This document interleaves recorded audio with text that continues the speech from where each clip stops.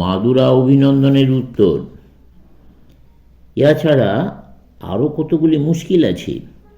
আমাদের শাস্ত্রে দুই প্রকার সত্য উপদিষ্ট হইয়াছে। এক প্রকার সত্য মানুষের নিত্যস্বরূপ বিষয়ক, ঈশ্বর, জীবাত্মা ও প্রকৃতির পরস্পর সম্বন্ধ বিষয়ক। আরেক প্রকার সত্য কোনো বিশেষ দেশকাল অবস্থার উপর নির্ভর করে। প্রথম প্রকার সত্য প্রধানত আমাদের শাস্ত্র বেদে রহিয়াছে। দ্বিতীয় প্রকার সত্য স্মৃতি, পুরাণ প্রভৃতিতে রহিয়াছে। আমাদেরকে স্মরণ রাখিতে হইবে, চিরকালের জন্য বেদই আমাদের চরম লক্ষ্য ও চরম প্রমাণ। আর যদি কোনো পুরাণ বেদের বিরোধী হয়, তবে পুরাণের সেই অংশ নির্মমভাবে ত্যাগ করিতে হইবে। আমরা স্মৃতিতে কি দেখিতে পাই বিভিন্ন স্মৃতির উপদেশ বিভিন্ন প্রকার। এক স্মৃতি বলিতেছেন, ইহাই দেশাচার, এই যুগে ইহারই অনুসরণ করিতে হইবে। অপর স্মৃতি আবার ওই যুগের জন্যই অন্য প্রকার আচার সমর্থন করিতেছেন। কোনো স্মৃতি আবার সত্য, ত্রেতা প্রভৃতি যুগভেদে বিভিন্ন আচারের সমর্থন করিয়াছেন। এখন দেখো, তোমাদের শাস্ত্রের এই মতটি কি উদার ও মহান। সনাতন সত্যসমূহ মানব প্রকৃতির ওপর প্রতিষ্ঠিত বলিয়া যতদিন মানুষ আছে ততদিন ওগুলির পরিবর্তন হইবে না। অনন্তকাল ধরিয়া সর্বদেশে সর্ব অবস্থায় ওইগুলি ধর্ম। স্মৃতি অপরদিকে বিশেষ বিশেষ স্থানে বিশেষ বিশেষ অবস্থায় অনুষ্ঠেয় কর্তব্যসমূহের কথাই অধিক বলিয়া থাকেন। সুতরাং কালে সেগুলির পরিবর্তন হয়, এটি সর্বদা স্মরণ রাখিতে হইবে। কোনো সামান্য সামাজিক প্রথা বদলাইতেছে বলিয়া তোমাদের ধর্ম গেল মনে করিও না। মনে রাখিও, চিরকালই এই সকল প্রথা ও আচারের পরিবর্তন হইতেছে। এই ভারতেই এমন সময় ছিল যখন গোমাংস ভোজন না করলে কোনো ব্রাহ্মণের ব্রাহ্মণত্ব থাকত না। বেদপাঠ করলে দেখিতে পাইবে, কোনো বড় সন্ন্যাসী বা রাজা বা অন্য কোনো বড় লোক আসিলে ছাগ ও গোহত্যা করিয়া তাহাদেরকে ভোজন করানোর প্রথা ছিল। ক্রমশ সকলে বুঝিল, আমাদের জাতি প্রধানত কৃষিজীবী, সুতরাং ভালো ভালো ষাঁড়গুলি হত্যা করিলে সমগ্র জাতি বিনষ্ট হইবে। এই কারণেই গোহত্যা প্রথা রহিত করা হইল। গোহত্যা মহাপাতক বলিয়া পরিগণিত হইল। প্রাচীন শাস্ত্রপাঠে আমরা দেখিতে পাই, তখন হয়তো এমন সব আচার প্রচলিত ছিল যেগুলিকে এখন আমরা বিভৎস বলিয়া মনে করি। ক্রমশ সেগুলির পরিবর্তে অন্য সব বিধি প্রবর্তন করিতে হইয়াছে। ওইগুলি আবার পরিবর্তিত হইবে। তখন নতুন নতুন স্মৃতির অভ্যুদয় হইবে। এইটিই বিশেষভাবে স্মরণ রাখিতে হইবে যে বেদ চিরকাল একরূপ থাকিবে, কিন্তু কোনো স্মৃতির প্রাধান্য যুগ পরিবর্তনই শেষ হইয়া যাইবে। সময় স্রোত যতই চলিবে ততই পূর্বপূর্ব স্মৃতির প্রামাণ্য লোপ পাইবে, আর মহাপুরুষগণ আবির্ভূত হইয়া সমাজকে পূর্বাপেক্ষা ভালো পথে পরিচালিত করিবেন।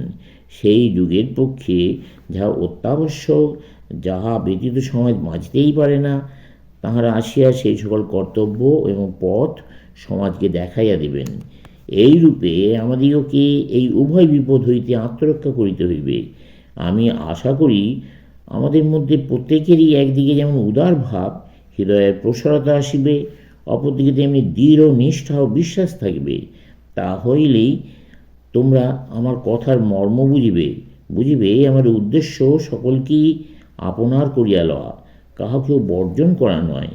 আমি চাই গোড়ার নিষ্ঠাটুকু ও তাহার সহিত জড়বাদীর উদার ভাব।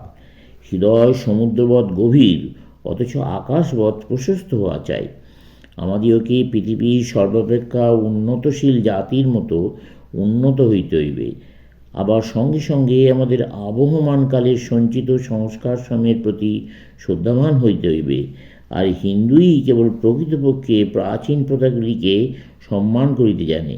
সহজ কথাই বলি, সর্বব্যাপারই আমাদেরকে মুখ্য গৌণ বিষয়ের বিভিন্নতা কোথায় তা শিখিতে হইবে। মুখ্য তত্ত্বগুলি সর্বকালের জন্য, আর গৌণ বিষয়গুলি কোনো বিশেষ সময়ের উপযোগী মাত্র। যদি যথাসময়ে সেগুলির পরিবর্তে অন্য প্রথা প্রবর্তিত না হয়, তবে সেগুলির দ্বারা নিশ্চয়ই অনিষ্ট ঘটিয়া থাকে। আমার এই কথা বলিবার উদ্দেশ্য ইহা নয় যে তোমাদেরকে প্রাচীন আচার পদ্ধতির সঙ্গে নিন্দা করিতে হইবে? কখনোই নয়। অতিশয় কুৎসিত আচারগুলিরও নিন্দা করিও না, নিন্দা কিছুতেই করিও না। এখন যে প্রথাগুলিকে সাক্ষাৎ সম্বন্ধে অনিষ্টকর বলিয়া বোধ হইতেছে, সেইগুলি অতীতকালে প্রত্যক্ষভাবে জীবনপ্রদ ছিল। এখন যদি সেইগুলি উঠাইয়া দিতে হয়, তবে উঠাইয়া দেবার সময়ও সেইগুলি নিন্দা করিও না, বরং ওইগুলির দ্বারা আমাদের জাতীয় জীবন রক্ষারূপ যে মহৎ কার্য সাধিত হইয়াছে, সেজন্য ওইগুলির প্রশংসা করো, ওইগুলির প্রতি কৃতজ্ঞ হও। আর আমাদেরকে ইহা স্মরণ রাখিতে হইবে, কোনো সেনাপতি বা রাজা কোনো কালে আমাদের সমাজের নেতা ছিলেন না। ঋষিগণই চিরকাল আমাদের সমাজের নেতা। ঋষি কাহারা? তিনিই ঋষি, যিনি ধর্মকে প্রত্যক্ষ উপলব্ধি করিয়াছেন, যাহার নিকট ধর্ম কেবল পুঁথিগত বিদ্যা, বাগ্বিতণ্ডা বা তর্কযুক্তি নহে, সাক্ষাৎ উপলব্ধি, অতীন্দ্রিয় সত্যের সাক্ষাৎকার। উপনিষদ বলিয়াছেন, এরূপ ব্যক্তি সাধারণ মানবতুল্য নহেন, তিনি মন্ত্রদ্রষ্টা। ইহাই ঋষিত্ব।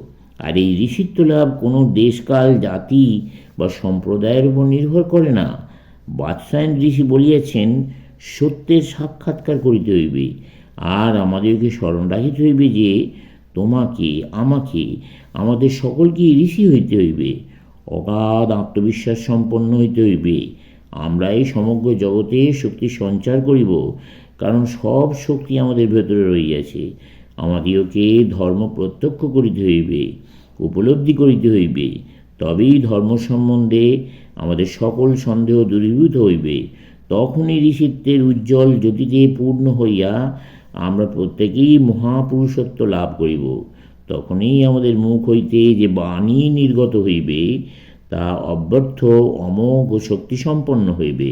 তখনই আমাদের সম্মুখ হইতে যাহা কিছু মন্দ, তাহা আপনিই পলায়ন করিবে, আর কাহাকেও নিন্দা বা অভিসম্পাদ করিতে হইবে না, অথবা কাহারও সহিত বিরোধ করিতে হইবে না।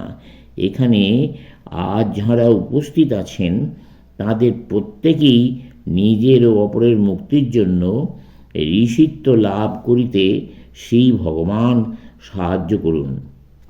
সমাপ্ত।